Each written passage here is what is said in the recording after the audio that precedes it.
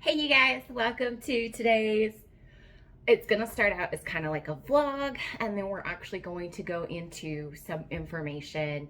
I want to talk about a little bit later in this video, a natural, let me scoot y'all a little bit forward here, a more natural way for dealing with headaches that I have found and I have learned over the past few years. So if you are a sufferer of like cluster migraines or regular headaches, stick around.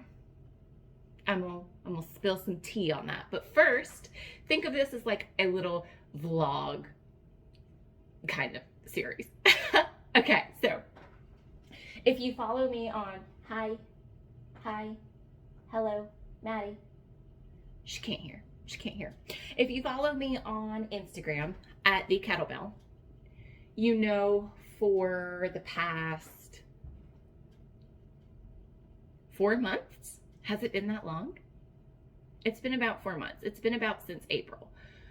We have been on a moving journey. And by moving journey, I mean our rent shot up and we've been trying to find somewhere else where, you know,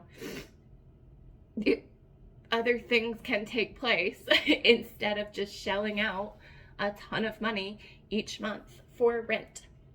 Y'all, it is hard being one person and living by yourself, especially in North Carolina right now, because wherever you guys are, FYI, North Carolina is like one of the hot spots, especially for like New Yorkers to move down here, because it is cheaper than up there, but it's really driving our prices way on up.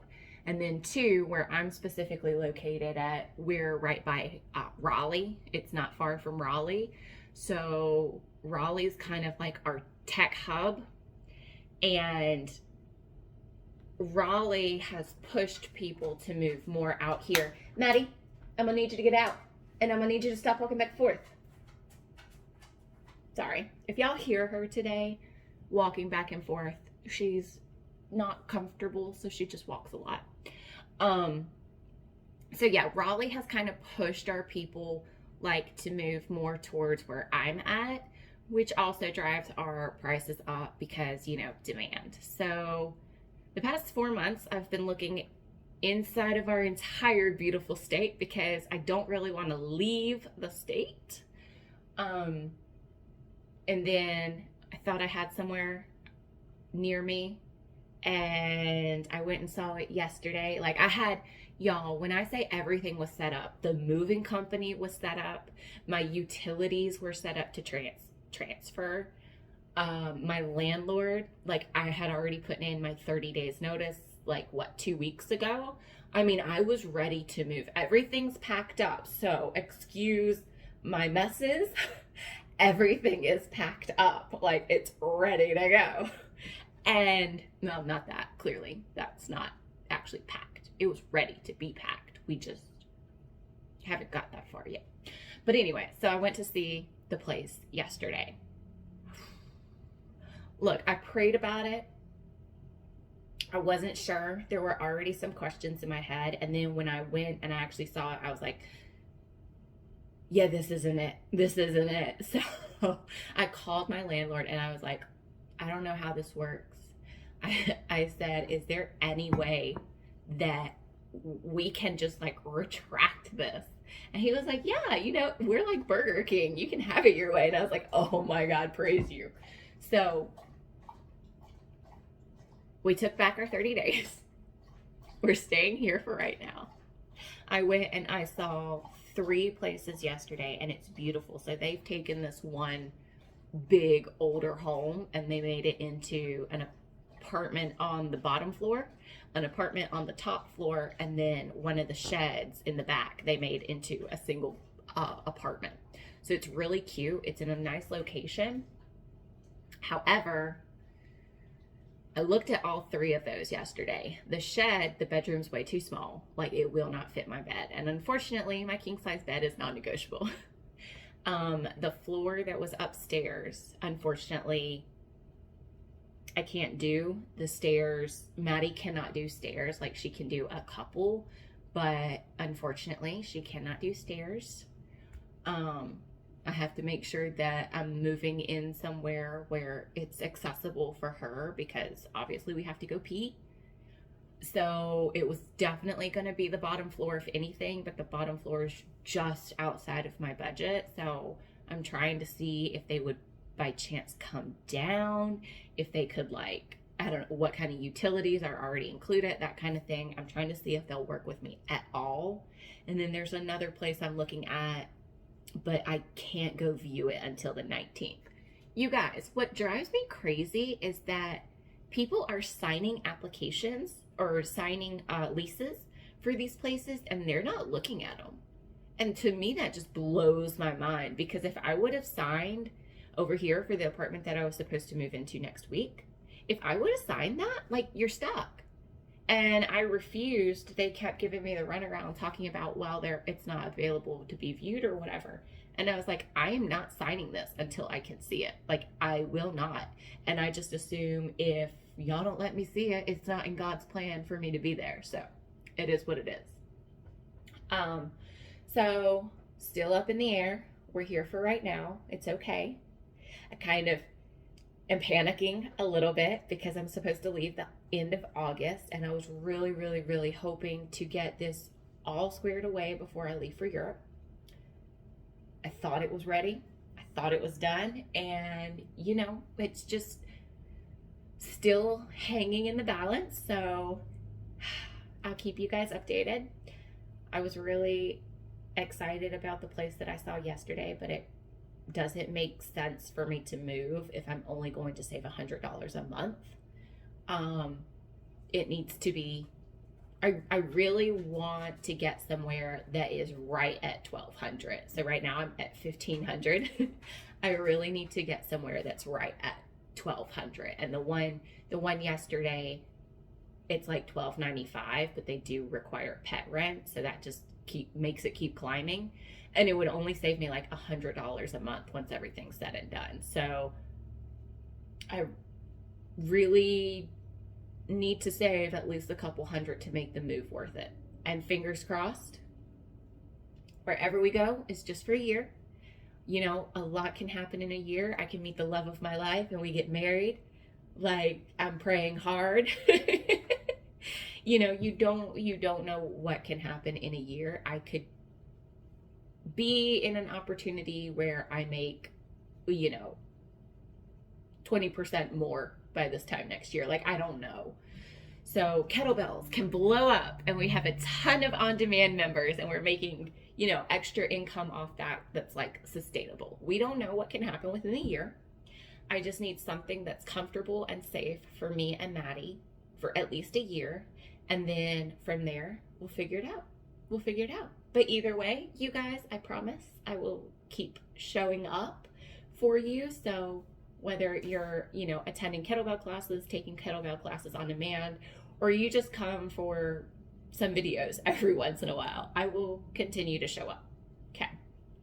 So that was our 10-minute rant of housing. I will keep you guys posted on the housing stories. Again, if you're not following me on Instagram, that might be the best place to check me out, but I'll try to get into doing a little bit more vlogs if I see that you guys are kind of liking that style. Okay. So let's talk about headaches. So I personally have struggled with headaches and migraines for years, since I was like a preteen. And they've done every kind of testing short of doing any kind of CT scans or MRIs. I think when I was about, 28, 29, something like that, they finally a neurologist finally put me on Topamax, which, if you're not aware of Topamax, it is basically a seizure medication, and it works with neurons in the brain to, I guess, on the seizure side, I'm not really sure how it works, but I guess when it hits those neurons in the brain, it can help decrease the number of seizures a person might have. And for headaches, I guess by kind of almost like freezing those same neurons, it can decrease the headaches. So it kind of worked. You know, it takes a long time to get into your system. I think they recommend it like at least almost 6 months for it to really fully be in effect. And it was working for a while. It would kind of then start to work sporadically. Sometimes I would have a headache, sometimes I wouldn't. Now, mind you, we were talking about without it, I was having a headaches every single day. And for me personally, I did not like having to take over-the-counter medications like ibuprofen, Advil, Excedrin, those kinds of things. So that's what I was trying to get away from and alleviate the headaches. Sometimes I would have migraines so bad, like I couldn't be in the dark or I couldn't be in the light. The vomiting, the nausea, all of that would come with it. And I don't know why. Almost every single time I had a horrendous migraine like that, I would be driving. And if y'all are not aware, it's extremely dangerous to drive when your headaches are that bad. So I was on the Topamax, and like I said, it really wasn't, it would kind of work sporadically. It was better, but it wasn't exactly doing what I wanted. So it was also cheap. It was, I don't know, maybe $5 for like a month or 2 months supplies. It was not expensive at all. But then I started doing some more research. I started Botox, and I don't know, I've been doing Botox for a couple of years, and it helped tremendously. So I was like, okay, so the Botox and the Topamax combined is what's really working for me. So my insurance doesn't pay for Botox, because in order for your insurance to pay for Botox, you have to go through all these other medications and injections specifically designed for migraines. However, I did not want to take that route because those medications potentially can cause other side effects. And if you guys know me in real life, you know that I do not like medications. I think that they are specifically designed to lead to other problems, so that from a business perspective, you have to continue to go to doctors, continue to be on more medications. That's just my opinion.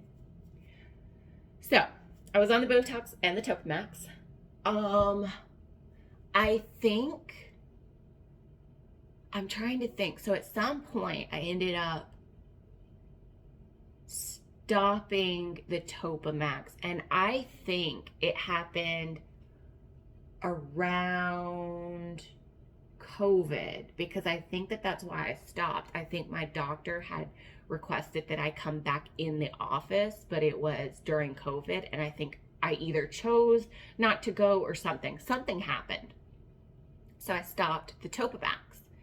And then the other companies for like telehealth really started to come to fruition online when COVID happened.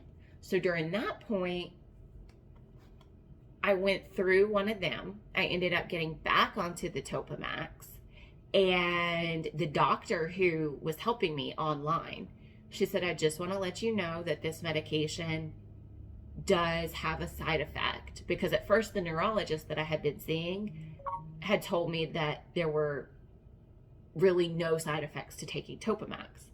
And the doctor on telehealth that I was talking to, she was like, I just want you to be aware, this does have a side effect of suicidal thoughts and or depression. I have a history of depression. I'm not going on anything with a side effect, especially when it's potential suicide. To me, that risk is too great. Even a potential is too great. Like, I'm not willing to risk it. And I feel like I'm slightly more sensitive to a side effect that labels itself as potential depression, because I have that history of having had depression. So I was like, no, never mind. I will figure something out. I will figure something else out. I continue doing my Botox. I still do Botox to this day. I know some people have mixed feelings. I love it. But I have a really fantastic dermatologist. And I think that that makes a huge difference, because I have been to one dermatologist and she messed everything up. I did not like her at all. So when I decided to completely go off of the Topamax, I started doing more research. I found this company Cove, and they're also online telehealth, and they do different prescriptions and supplements. They have this powder. It's not covered by insurance because it's considered a supplement, I guess. I think it was like $30 to $40 for, I think, like a month supply, but it was a powder that you would put into a drink. And all it is, and I'm reading this from their website, which is withcove.com, and it's called Beam, okay? And it has 400 milligrams of magnesium, 400 milligrams of, I'm going to say this wrong, riboflavin, maybe, riboflavin, something, okay. And then it has 150 milligrams of CoQ10, which I think that one is that the one that's a vitamin? No, the riboflavin is a vitamin B2. The CoQ10 might be like a fish oil, maybe. I can't remember. So that's what it had. And with the Cove Beam, you just put the packets into water and you drink it. That's it. One every single day.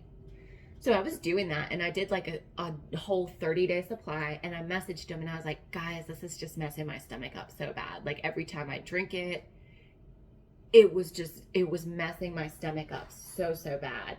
So they reached out to me, and the lady, I don't think she might have been the doctor. She might have been the doctor. I was asking her what else I could do, and she said, there's different types of magnesium, and she said you can always try to take down the milligram dosage. She said that might help, but she recommended another type of magnesium that would be gentler on my stomach.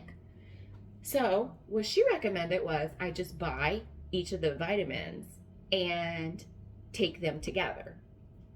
So I will say this has had studies done. Actually, the American Migraine Foundation has done a whole study on magnesium for migraine prevention.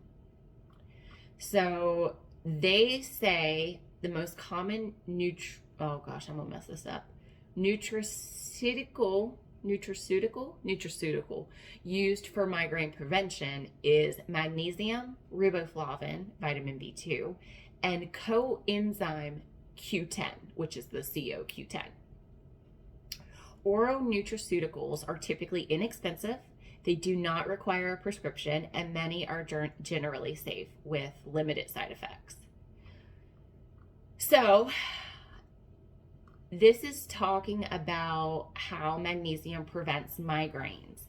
And they go on to say that the American Academy of Neurology gave magnesium a level B rating among medications, which means it is quote unquote probably effective, okay, when it's used for a treatment of migraines. So it says that it's believed magnesium can prevent the brain signaling that causes visual and sensory changes, which I think is what I was trying to explain the Topamax does, or did.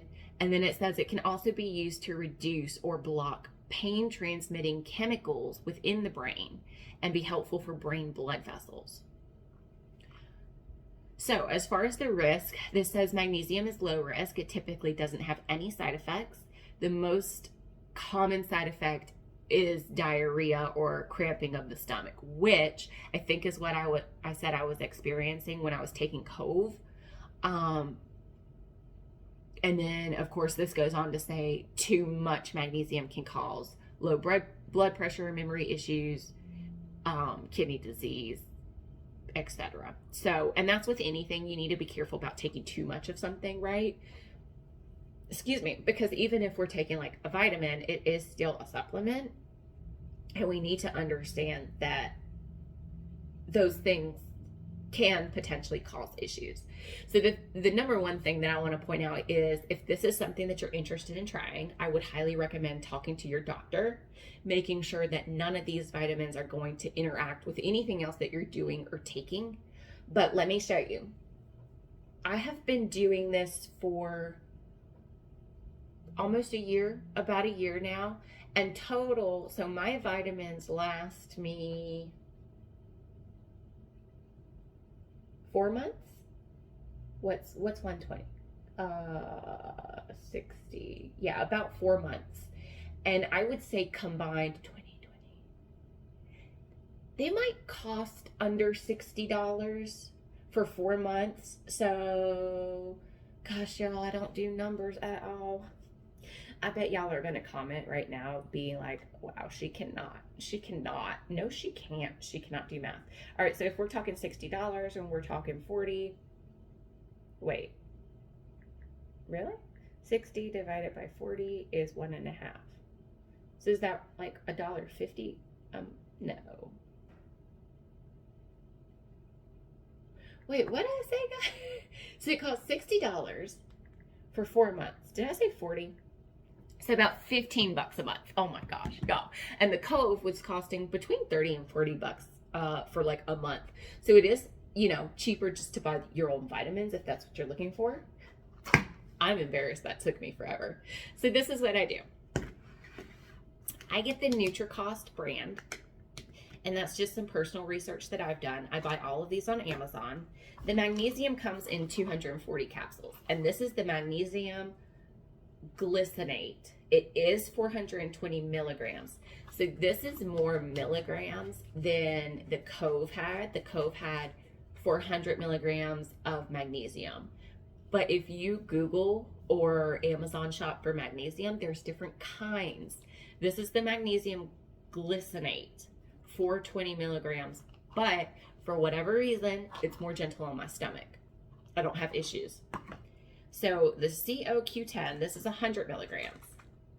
And I think Cove's 100? So Cove's was 150 milligrams. This is 100.